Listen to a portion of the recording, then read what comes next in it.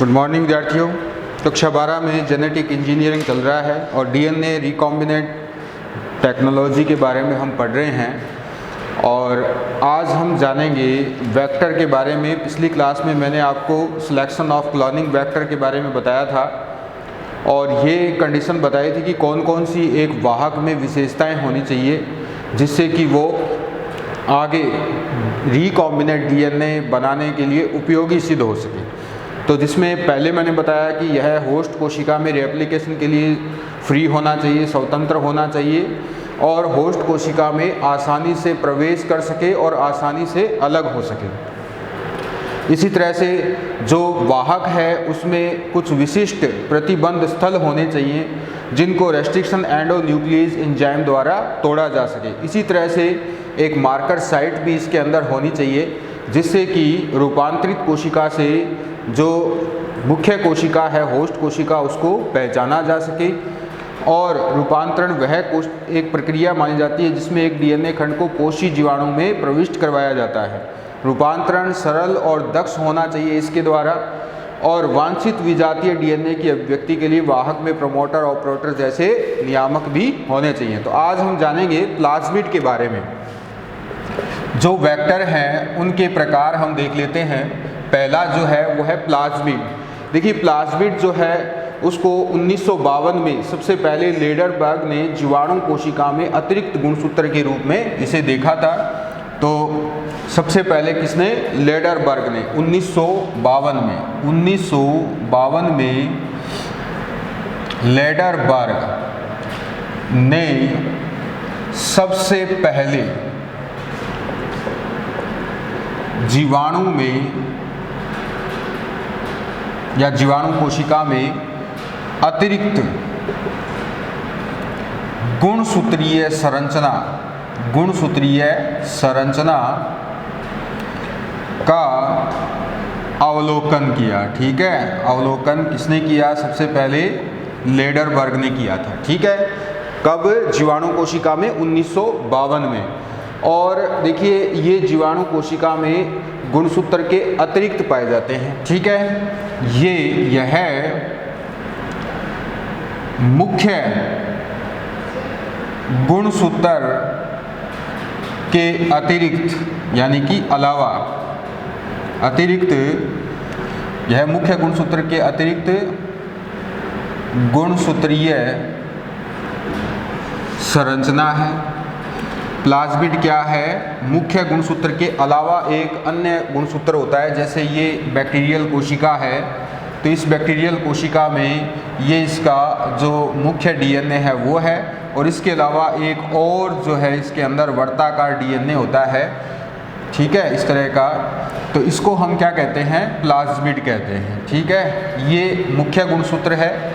जो main DNA सूत्र है वो है इसका। क्लियर? इसके अलावा एक और गुणसूत्रीय संरचना उसको हम प्लाज्मिड कह रहे हैं। ये वर्ताकार, डबल स्ट्रैंड और स्पाइरल होता है। ठीक है, इसकी अगली विशेषता क्या है? यह वृत्ताकार और साथ में कैसा है? डबल स्ट्रैंड है। ठीक है, स्ट्रैंड स्पाइरल संरचना है। क्लियर? यानी यह एक वर्ताकार संरचना है, डबल स्ट्रैंडेड होता है ये। ठीक है, ये आपको याद रखना है और स्वतंत्र रेप्लिकेट हो सकता है। यह स्वतंत्र रूप से रेप्लिकेशन कर सकता है। ठीक है, कर सकता है। यानी जो मुख्य गुणसूत्र है वो तो स्वतंत्र रूप से वो तो रेप्लिकेट होता ही है। इसके अलावा जो अतिरिक्त गुणसूत्रीय संरचना है जिसे हम प्लाज्मिड कह रहे हैं वह भी स्वतंत्र रूप से रेप्लिकेट हो सकता है। अब देखिए अगर ये प्लाज्मिड इस मुख्य गुणसूत्र के साथ जुड़ जाए, अगर ये प्लाज्मिड मुख्य गुणसूत्र के साथ जुड़ जाए या हम यूँ कहें कि ये अतिरिक्त संरचना, गुणसूत्रीय संरचना अगर बैक्टीरियल क्रोमोसोम के साथ जुड़कर उसी का भाग बन जाए तो क्या कहलाएगा? ये एपिसोम कहलाता है। ठीक है, अगर यह मुख्य गुणसूत्र के साथ संयुक्त होकर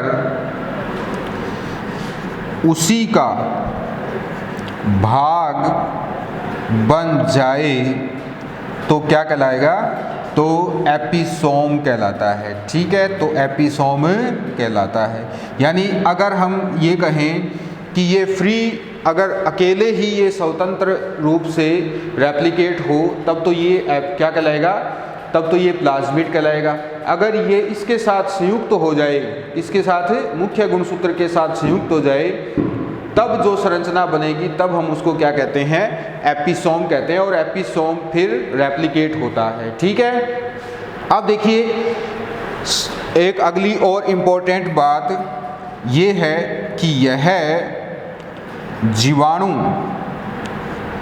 के वृद्धि व उसके जीवित रहने के लिए आवश्यक है या नहीं है? आवश्यक नहीं है। ठीक है, आवश्यक नहीं है। अगर ये प्लाज्मिड या अतिरिक्त गुणसूत्रीय संरचना जीवाणुविक कोशिका में ना हो तब भी जीवाणुविक कोशिका सर्वाइव कर सकती है, यानी कि वो जीवित रह सकती है। अर्थात प्लाज्मिड का उसकी वृद्धि पर और उसके जीवित रहने पर कोई प्रभाव नहीं होता है। ठीक है, अब देखिए दोबारा से हम इनके कुछ मुख्य गुणों को देख लेते हैं। प्लाज्मिड इम्पोर्टेंट है, प्लाज्मिड के बारे में पूछा जाता है। प्लाज्मिड की खोज किसने की थी? 1952 में लैडरबर्ग ने सबसे पहले जीवाणु में अतिरिक्त गुणसूत्रीय संरचना का अवलोकन किया था। ठीक है, और यह अतिरिक्त गुणसूत्र संरचना क्या है? यह प्लाज्मिड कहलाती है। और यह मुख्य गुणसूत्र के अलावा गुणसूत्रीय संरचना है, ये आपको याद रखना है। यह वर्ताकार, डबल स्टैंड और स्पाइरल संरचना है, स्ट्रक्चर है। स्वतंत्र रूप से रेप्लिकेट हो सकता है और अगर ये मुख्य गुणसूत्र के साथ संयुक्त होकर उसी का एक भाग बन जाए तो ये एपिसोम कहलाएगा। फिर एपिसोम भी रेप्लिकेट होगा और यह जीवाणु की वृद्धि व उसके जीवित रहने के लिए आवश्यक नहीं है। तो ये कुछ बातें जो हैं इसके बारे में इम्पोर्टेंट है। और देखिए इसमें क्या खास बात है, इस प्लाज्मिड की अगली क्या कंडीशन है? इसमें रेस्ट्रिक्शन साइट्स होती हैं जहां वांछित या बाहरी या विजातीय डीएनए का निवेशन करवाया जाता है। इसमें क्या होती है? इसमें रेस्ट्रिक्शन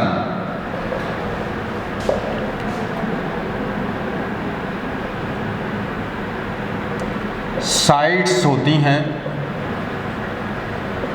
जहां बाहरी या विजातीय डीएनए का निवेशन करवाया जा सकता है या करवाया जाता है। ठीक है, तो इसमें रेस्ट्रिक्शन साइट अगर नहीं होगी तो बाहरी डीएनए इसके साथ नहीं जुड़ पाएगा। इसमें मार्कर साइट्स भी होती हैं। क्या होती हैं? मार्कर साइट्स भी होती हैं। ठीक है, मार्कर साइट्स से हम किसकी पहचान कर सकते हैं? जब रिकॉम्बिनेंट डीएनए बन जाएगा फिर हम उसको किसी दूसरी कोशिका में ट्रांसफ़र करेंगे तो वहाँ जाने के बाद एक तो रूपांतरित कोशिका हो जाएगी अपने पास और एक पहले जो हमारे पास कोशिका है वो हो जाएगी। तो उन दोनों कोशिकाओं में हम तुलना किस आधार पर कर सकते हैं? मार्कर साइट के आधार पर हम कर सकते हैं। ठीक है, क्योंकि प्लाज्मिड के साथ उसकी मार्कर साइट भी तो जाएगी, तो मार्कर साइट को पहचान कर हम ये पता लगा सकते हैं कि कौन सी रूपांतरित कोशिका है और कौन सी वो कोशिका है जहां से प्लाज्मिड को लिया गया है। ठीक है, अब एक प्लाज्मिड में जीन कितनी हो सकती हैं? देखिए एक प्लाज्मिड में 3 से लेकर 1000 तक जीन्स हो सकते हैं। ठीक है, 3 से लेकर 1000 तक जीन्स इसमें हो सकती हैं। ये इसकी अगली इम्पोर्टेंट बात है। और यह एक बैक्टीरिया से दूसरे बैक्टीरिया में जीन ट्रांसफ़र कर सकते हैं। ठीक है, प्लाज्मिड का काम क्या होता है? यह एक बैक्टीरियल सेल से दूसरी बैक्टीरियल सेल में जीन ट्रांसफ़र कर सकते हैं। ठीक है, ये इसकी इम्पोर्टेंट बातें हैं। क्लियर? अब देखिए जो प्लाज्मिड के प्रकार हैं उनमें हम देख लेते हैं कौन कौन से प्रकार हम देख सकते हैं प्लाज्मिड के हो सकते हैं। जैसे सबसे ज़्यादा जो काम लिया जाता है, सबसे ज़्यादा उपयोग लिया जाने वाला प्लाज्मिड कौन सा है? सबसे ज़्यादा उपयोग लिया जाने वाला जो प्लाज्मिड है वो है PBr 322। ठीक है, इसको हम सबसे ज़्यादा काम में लेते हैं। इसके अलावा और क्या क्या हैं? इसके अलावा है PBr 327, इसके अलावा है PUC। ठीक है, ये PUC 18 है। ये तीनों क्या काम आते हैं? ये तीनों जो है ये जीन ट्रांसफ़र के लिए काम आते हैं। ठीक है, use for gene transfer in bacteria. ठीक है, अब रही बात और प्रकार की, तो कुछ और भी हैं। देखिए TI प्लाज्मिड होता है, एक TI प्लाज्मिड, एक तो TI प्लाज्मिड है और दूसरा है RI प्लाज्मिड। ठीक है, अब ये कहाँ काम आते हैं? ये काम आते हैं use for gene transfer in dicot plants. जो द्विबीजपत्री पादप है उनमें जीन ट्रांसफ़र के लिए कौन से एंजाइम, ये कौन से प्लाज्मिड काम आते हैं? TI प्लाज्मिड आते हैं। TI प्लाज्मिड और RI प्लाज्मिड जो है वो हम देखते हैं कि जो नोड्यूल बनाने वाले पौधे हैं जैसे लेग्यूमिनोसी कुल के पादप हैं उनके अंदर, इसके अलावा सूरजमुखी में भी, ठीक है, टमाटर में भी, सोलेनेसी कुल का पादप है टमाटर, इसके अलावा जो दालें हैं उनके अंदर, तो उनमें वहाँ क्या होता है, ये TI प्लाज्मिड एक बैक्टीरिया जिसको हम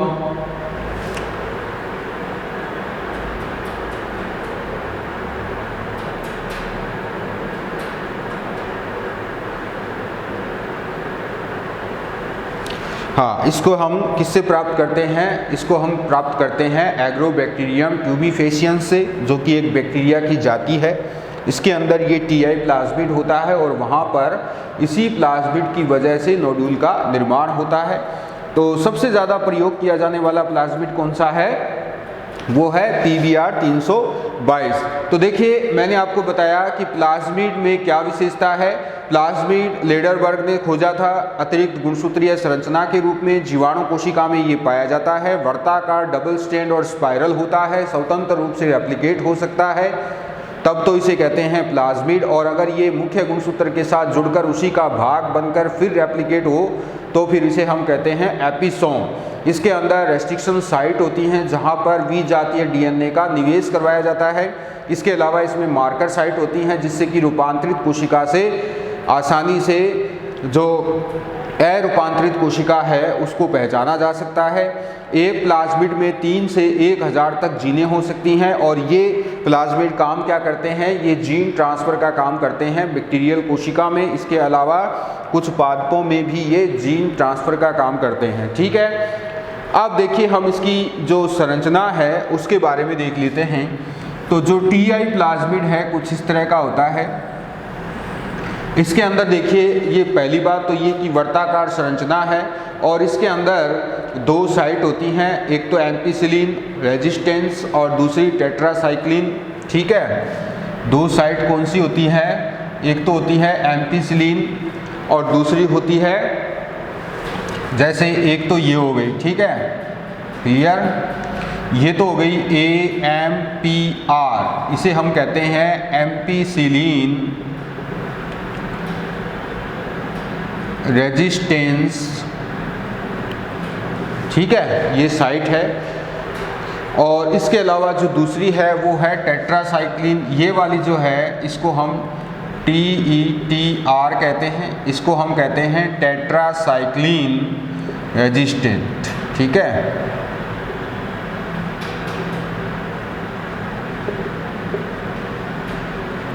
इसके अलावा यहाँ पर इको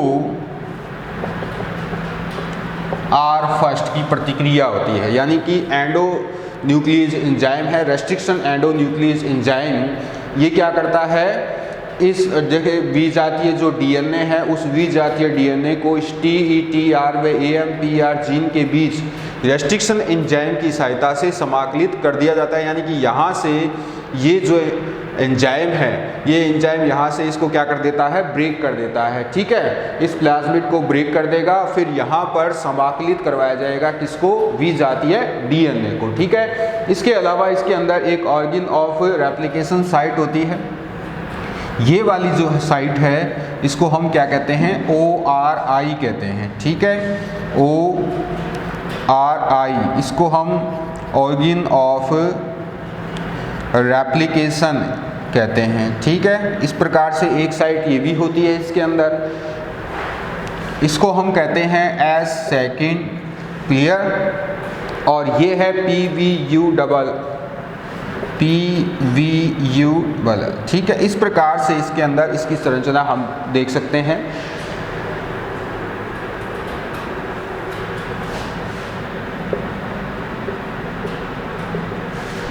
और इधर की साइड जो है वो होता है इसके अंदर PST फर्स्ट। तो ये है प्लाज्मिड की संरचना। तो देखिए इसमें दो मार्कर साइट होती हैं। पहली बात तो ये कौन सी, दो मार्कर साइट होती हैं, ये मार्कर साइट हैं, और इसी को ही हम रेस्ट्रिक्शन एंजाइम की सहायता से यहाँ पर 12 रेस्ट्रिक्शन एंजाइम की रिकॉग्नाइज साइट होती हैं, 12 होती हैं इसके अंदर। पहचान के लिए कुल कितनी साइट होती हैं, 12 साइट्स होती हैं। ठीक है, अब प्लाज्मिड में वांछित जीन के निवेश के लिए सबसे पहले रेस्ट्रिक्शन एंजाइम द्वारा इसको काट लिया जाता है और रेखिक बना लिया जाता है। क्या बना लिया जाता है, रेखिक। और ये आपको याद रखना है, सबसे ज़्यादा उपयोग लिया जाने वाला प्लाज्मिड कौन सा है, PBr 322। इसके अलावा PBr 322 भी एक प्रकार है, PUC 18 है। ठीक है, और TI प्लाज्मिड, RI प्लाज्मिड, ये दोनों जो हैं वो तो डाइकोट प्लांट में जीन ट्रांसफ़र करते हैं, और बाकी के ऊपर वाले PBr 322, 327 और PUC 18 जो ये करते हैं बैक्टीरियल कोशिका में। ठीक है, आगे चलते हैं। देखिए सबसे पहले हम क्या करते हैं कि जो प्लाज्मिड है उसमें वांछित जीन के निवेश के लिए रेस्ट्रिक्शन एंजाइम द्वारा इसको काट देते हैं और इसको क्या बना लिया जाता है, रेखिक बना लिया जाता है। ठीक है, तो जैसे देखिए ये है प्लाज्मिड, क्लियर, ये प्लाज्मिड है, और इस प्लाज्मिड को अब हम क्या करेंगे, इको आर फर्स्ट की सहायता से इसको रेखिक बना लेते हैं। क्या बना लेंगे, इसको रेखिक बना लेंगे। ठीक है, इस प्रकार से इसको रेखिक बना लिया। रेखिक बनाने के बाद की प्रक्रिया क्या है,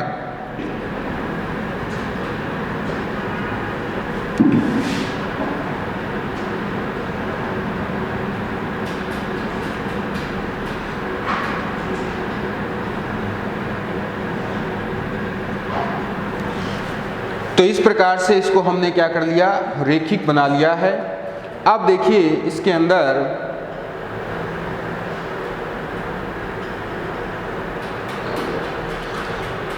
द्विजातीय डीएनए का हमें क्या करना है, समावेश करना है। ठीक है, तो अब इसके लिए दोनों सिरों को जोड़ते हुए कौन कौन से, जो कि बाहरी डीएनए है, बाहरी डीएनए पर भी रेस्ट्रिक्शन एंडोन्यूक्लियस एंजाइम की प्रतिक्रिया होती है। मैंने आपको एक बार बताया भी था कि इस तरह से ये बाहरी डीएनए है, फॉरेन डीएनए। ठीक है, ये फॉरेन डीएनए है, और इस फॉरेन डीएनए पर भी क्या होता है, इस रेस्ट्रिक्शन एंजाइम की प्रतिक्रिया होती है। इसी की होती है इको आर फर्स्ट की, और इको आर की फर्स्ट की क्रिया के बाद इसके अंदर भी क्या हो जाता है, इसके अंदर भी जो रेखिक क्रम है वो उजागर हो जाता है। इस तरह से हम देखते हैं जो इसका रेखिक क्रम है वो आ जाएगा हमारे पास। ठीक है, तो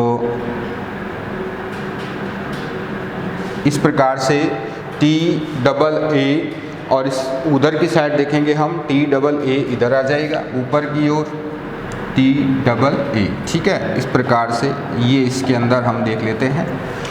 तो अब देखिए हमारे पास एक बाहरी डीएनए है और एक जो है रेखिक प्लाज्मिड है, दोनों हमारे पास आ चुके हैं। अब देखिए इन दोनों के बीच यहाँ पर जो है इन दोनों का क्या होता है, जुड़ाव होता है। यानी देखिए कितना भाग प्लाज्मिड डीएनए और विजातीय डीएनए के बीच में कितना भाग, यानी कितना भाग इन दोनों के बीच में जुड़ सकता है, तो वो जुड़ सकता है 5 से 10 केबी। केबी को किलो बेस कहते हैं, क्या कहते हैं, किलो बेस कहते हैं। ठीक है, इतना भाग इन दोनों के बीच का क्या हो जाएगा, जुड़ जाएगा। और जुड़ने के बाद फिर लाइगेज एंजाइम की सहायता से ये जुड़ जाएगा। यहाँ पर लाइगेज एंजाइम की सहायता से जब ये जुड़ जाएगा तो बनने वाला जो अगला भाग है, ये वाला जो डीएनए है, इसको हम क्या कहते हैं, रिकॉम्बिनेट डीएनए कहते हैं। ठीक है, एक बार मैंने पहले भी आपको बताया था, इस तरह से रिकॉम्बिनेट डीएनए का निर्माण किया जाता है। क्लियर। देखिए जो इसके अंदर रेस्ट्रिक्शन साइट्स हैं और उन रेस्ट्रिक्शन साइट के बीच में से EcoR फर्स्ट की सहायता से इसको काट लिया जाता है और फिर यहाँ जब ये कट जाएगा तो फिर ये रेखिक हो जाएगा। रेखिक क्रम में आने के बाद फिर इसके अंदर बाहरी डीएनए का समावेश या निवेश करवाया जाता है। तो ये बाहरी डीएनए है। बाहरी डीएनए भी पहले क्या होता है, छोटा होता है। ठीक है, EcoR फर्स्ट की सहायता से उसको भी काटा जाता है और फिर ये बाहरी डीएनए इस प्लाज्मिड डीएनए के साथ उसके जो टूटा हुआ भाग है उस भाग पर ये समाकलित हो जाएगा। किसकी सहायता से, लाइगेज एंजाइम की सहायता से। किसकी सहायता से, लाइगेज एंजाइम। लाइगेज एंजाइम जोड़ने का काम करता है।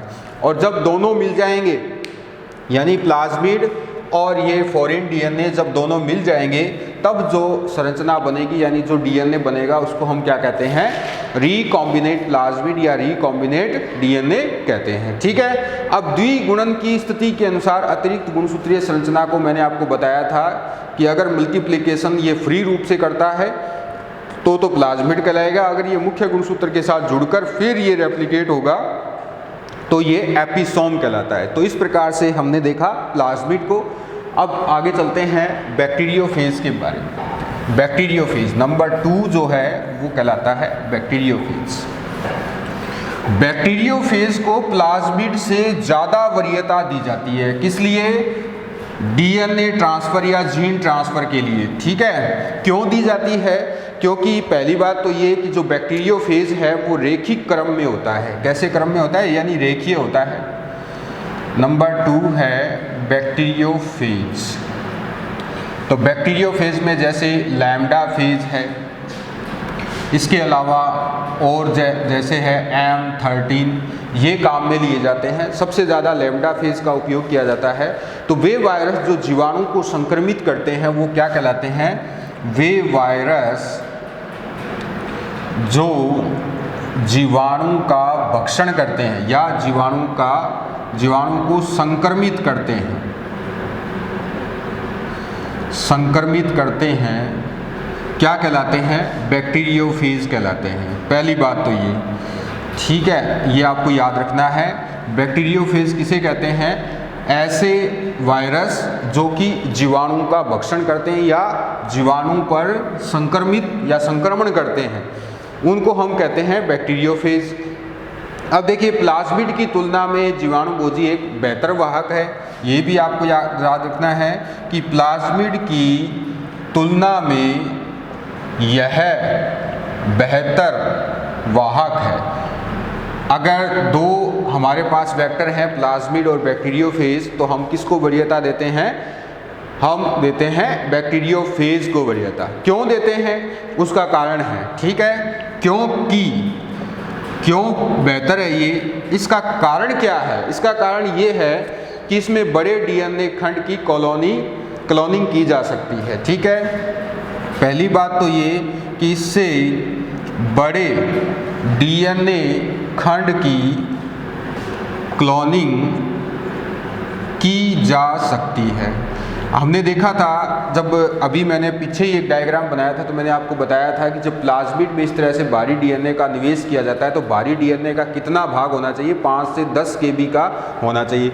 लेकिन यहाँ पर बड़े डीएनए खंड यानी 24 केबी तक का क्या किया जाता है, निवेश किया जा सकता है। पहली बात तो ये। दूसरा, बैक्टीरियोफेज से एक प्लाक क्षेत्र उत्पन्न होता है। ये प्लाक बनाते हैं, क्या बनाते हैं, ये प्लाक बनाते हैं, ठीक है, जिससे परीक्षण आसान हो जाता है, परीक्षण आसान हो जाता है, ठीक है।